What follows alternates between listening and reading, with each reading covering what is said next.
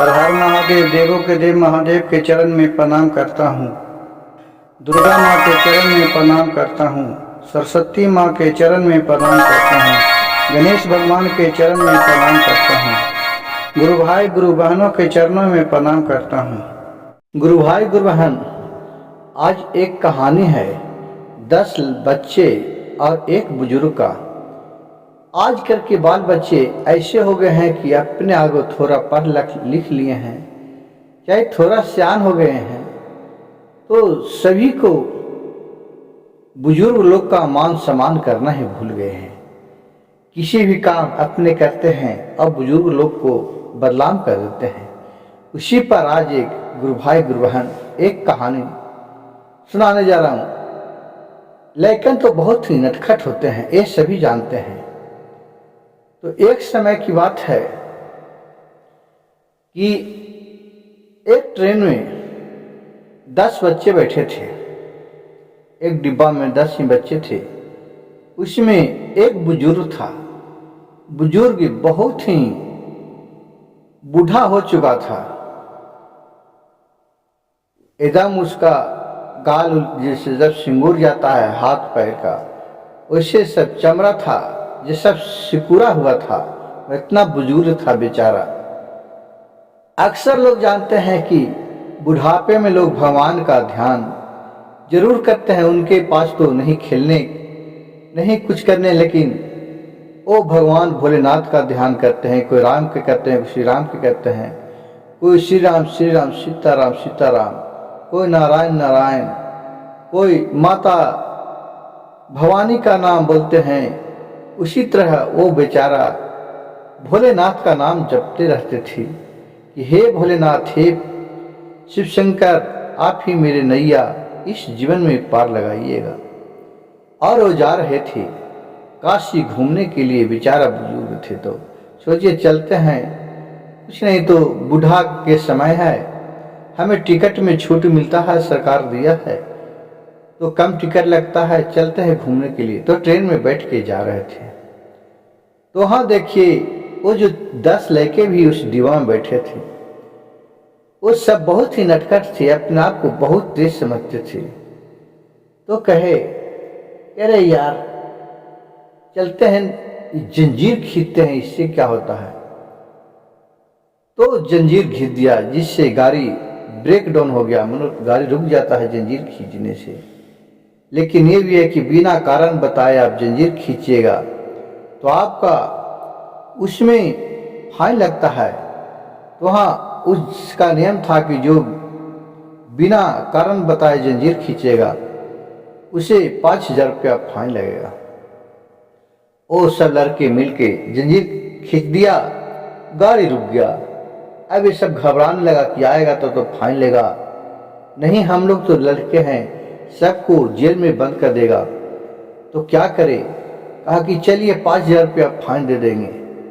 तो सब 5500 रुपया इकट्ठा किया, या आएगा तो उसे दे देंगे, और एक लड़के अपने पास रख लिया।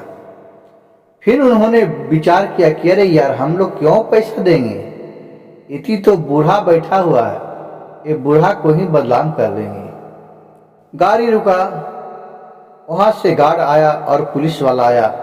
जिस सीट पे जंजीर खींचा था वहां पता लगाया, उस सीट पर आया तो बोला कि ये जंजीर कौन खींचा है, किस कारण खींचा है बताओ। तो बेचारा बुढ़ा ये तो टुकुर टुकुर देख रहा था, नहीं कुछ बोल रहा था। लेकिन वो दोनों 10 लड़का है, ये बोलने लगा कि ये बूढ़ा ही जंजीर खींच दिया, देखिए कितना झूठ बोलने लगा। कहा कि ये बूढ़ा ही जंजीर खींचा है। तो गार्ड ने उससे पूछा कि तुम्हें ने जंजीर खींचा।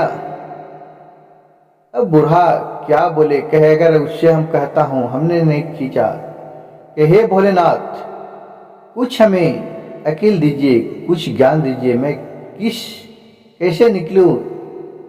तो कहा, बूढ़ा ने के ऊपर मुख पर आया, देखिए माँ सरस्वती उनके मुख पर विराजमान हो गए और बोले कि हाँ जंजीर हम ही ने खींचा है। तो सब लड़के ने ठठा के हंसने लगा। तो गार्ड ने पूछा कि क्यों जंजीर खींचा बाबा, क्या हो गया आपको कि जंजीर खींचने पड़ा। कहा कि क्या कहें, देखिए वो 10 लड़का है, हमें 5,000 रुपया रख ले थे, ये सब ने हमें छीन लिया। ये सब 5-5 सौ का नोट था। देखिए उस लड़के के पास उसके धोकरी में छीन के रख लिया है और पैसा नहीं दे रहा है।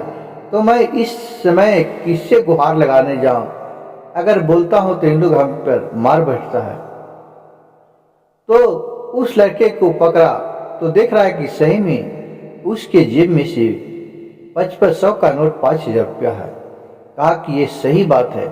फिर उससे पैसा लेकर के और बूढ़े व्यक्ति को दे दिया और वो 10 लड़कों के वहां से निकाल करके और अपने कस्टडी में ले लिया। कहा कि तुम लोग के जहां उतरना है, जहां मैं तुम्हें उतार दूंगा, नहीं तो फिर तुम्हें इस बुढ़े को बदनाम करेगा। लेकिन वो लड़के बोल भी नहीं सकता था कि हमने जंजीर खींचा है और बूढ़े पर बदनाम किया है, क्योंकि लड़के लोग ने ही बूढ़े को बदनाम किया। बच्चे लोग तो अपने आप को समझते थे कि मैं तो इस पे बदनाम करके और निकल जाऊंगा। लेकिन देखिए भोलेनाथ की कृपा और उस बूढ़े व्यक्ति का कृपया की, उसी का करनामा उसी का भारी पड़ा।